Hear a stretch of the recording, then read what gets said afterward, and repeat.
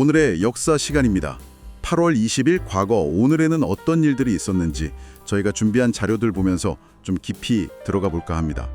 한국 근현대사의 여러 장면들, 또 세계사의 중요한 순간들 한번 같이 따라가 보시죠. 자, 먼저 1894년 8월 20일로 가볼게요. 이때가 청일전쟁 막 시작하고 일본이 조선에 막 영향력을 키우려던 그런 때죠.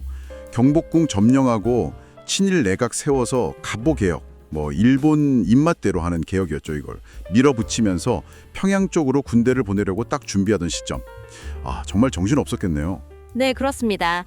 이게 참 복잡한 게 일본 같은 외세는 조선을 장악하려고 하고 또 내부에서는 동학 농민군이 그 2차 봉기를 준비하고 있었어요.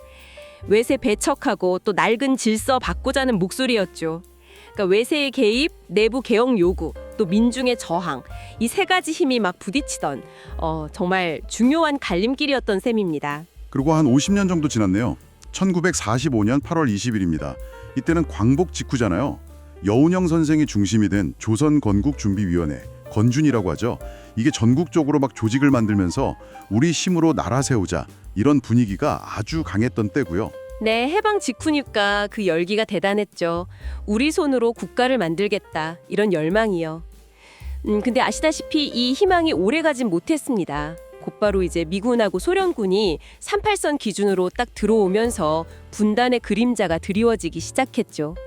건준의 노력 자체는 정말 의미가 컸지만 결국 강대국들의 어떤 정치적인 계산 속에서 힘을 잃어버린 좀 안타까운 그런 전환점이었어요. 그리고 또 시간이 흘러서 3년 뒤네요. 1948년 8월 20일. 이때는 8월 15일에 대한민국 정부가 공식 출범한 바로 다음이군요. 이승만 정부가 이제 막 행정 조직 갖추고 국가틀 잡으려고 막 노력하던 시기였겠네요. 국회에서도 법 만들고 하면서요. 네, 맞습니다. 그 정부 수립 직후니까 국가 체계를 안정시키는 게 급선무였죠. 근데 이게 또 다른 측면에서 보면 한반도 분단을 이제 공식화하고 또 냉전이라는 큰 틀 안에서 남북 대립 구도가 딱 자리 잡게 되는 과정이기도 했습니다. 어떻게 보면 지금의 우리 정치 시스템의 어떤 기본 골격이 이때 만들어졌다고 볼 수도 있겠어요? 자, 한국사에서 마지막으로 볼 시점은 1987년 8월 20일입니다. 그 유명한 6월 민주항쟁 직후잖아요. 민주화에 대한 요구가 엄청났고 그 열기가 노동 현장으로까지 확 퍼졌던 때죠. 현대차나 대우조선 같은 큰 공장들에서 파업도 계속되고 시민들은 직선제 개헌 같은 거 계속 외치고 있었고요. 사회 전체가 좀 들썩였던 시기네요. 네, 맞습니다. 이른바 노동자 대투쟁이라고 불리는 시기인데 이게 6월 항쟁의 민주화 요구랑 맞물리면서 정말 큰 시너지를 냈어요. 그동안 좀 억눌려왔던 노동자들의 권리 요구가 시민사회의 민주개혁 요구와 딱 만나면서 사회를 변화시키는 강력한 힘이 된 거죠. 시민과 노동자의 연대, 이게 정말 중요한 포인트였습니다. 자, 이제 한국사를 잠시 벗어나서 세계사 쪽으로 눈을 돌려보겠습니다.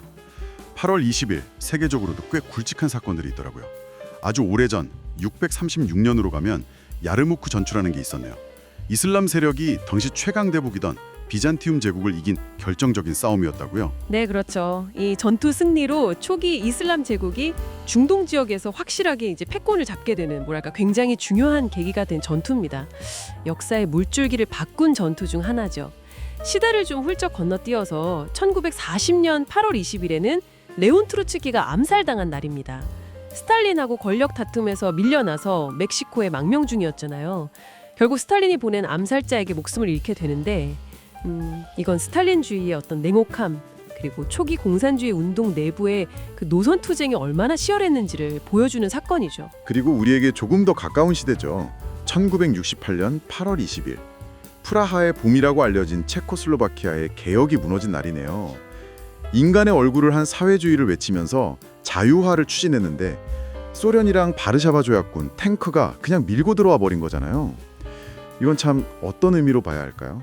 이건 냉전시대 동구권에서 소련의 영향력이 얼마나 막강했는지 그리고 자기들 체제 안에서 조금이라도 다른 목소리가 나오는 걸 용납하지 않겠다는 걸 아주 명확하게 보여준 사건입니다. 자유를 향한 열망이 군사력 앞에 그냥 꺾여버린 비극이죠. 그런데 또 이게 역설적으로 보면 이후에 동유럽 사람들이 민주화를 계속 요구하게 만드는 어떤 기억, 오랫동안 영향을 준 그런 사건이 되기도 했어요. 억압이 오히려 저항의 불씨가 된 셈이죠. 이렇게 보니까 8월 20일 하루에 정말 다양한 시대, 다양한 공간의 역사적 사건들이 겹쳐 있네요. 고대 제국의 행방을 가른 전투부터 시작해서 근현대 국가의 탄생, 분단, 또 민주주의와 권리를 위한 사람들의 외침까지 참 많은 이야기가 담겨 있습니다. 네, 오늘 쭉 살펴본 이 사건들을 보면서 뭐랄까 이런 제문을 던져볼 수도 있을 것 같아요. 트로츠키처럼 역사의 경랑 속에서 신념을 지키려 했던 개인, 혹은 여운형 선생처럼 새로운 국가를 꿈꿨던 지도자, 아니면 1987년 그 이름 모를 노동자나 시민들의 외침, 이런 개인들의 역할과 거대한 시대 흐름이라는 게 과연 어떻게 만나고 영향을 주고받는 걸까? 한 번쯤 생각해 볼 만한 지점인 것 같습니다. 역사를 움직이는 힘이 과연 어디서 오는가 하는 그런 질문이요. 오늘 저희가 준비한 이야기는 여기까지입니다.